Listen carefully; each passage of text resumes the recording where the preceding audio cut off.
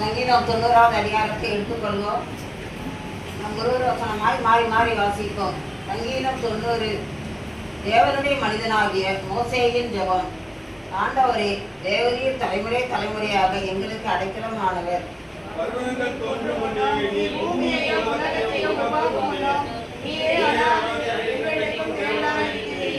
மனுஷரை நீர் தூக்கியாக்கி மனுபுத்திரரே திரும்புங்கள் என்கிறேன். உமது பார்வைக்கு 1000 வருஷம் நேற்று கழிந்த நாள் போலவும் ராஜாமம் போலவும் இருக்கிறது. அவர்களை வெள்ளம் போல வாரி கொண்டு போகிறேன். நித்திரைக்கு ஒத்திருக்கிறார்கள். காலையிலே முளைக்கிற புல்லுக்கு ஒப்பாயிருக்கிறார்கள்.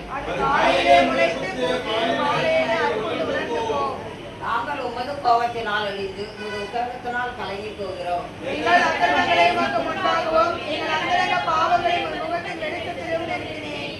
நாட்கள் எல்லாம் உமது கோபத்தால் போய்விட்டது. ஒரு கதையை போல் எங்கள் வருஷங்களை கழித்து போட்டோம்.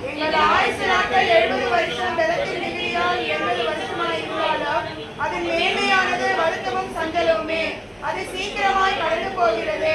நாங்களும் கடந்து போகிறோம். உமது கோபத்தின் வல்லமையையும் உமக்கு பயப்படத்தக்க விதமாய் உமது உக்கிரகத்தையும் அறிந்து கொள்கிறவன் யார்? நாங்கள் ஞான இறுதியுள்ளவர்களே, எங்கள் நாட்களை எண்ணம் அறிய எங்களுக்கு போதித்தரலாம். கர்த்தாவே, திரும்பி வாரும். எதுவரைக்கும் கோபமாய் இருப்பீர்? உமது அடியாருக்காக பரிதவியும். நாங்கள் எங்கள் வாழ்நாள் எல்லாம் பறிகொண்டு மகிழும்படி தேவரீர் எங்களை சிறையில் கடத்தின நாட்களுக்கும் நாங்கள் துன்பத்தை கண்ட வருஷங்களுக்கும் சரியா எங்களை மகிழ்ச்சியாக்கும்.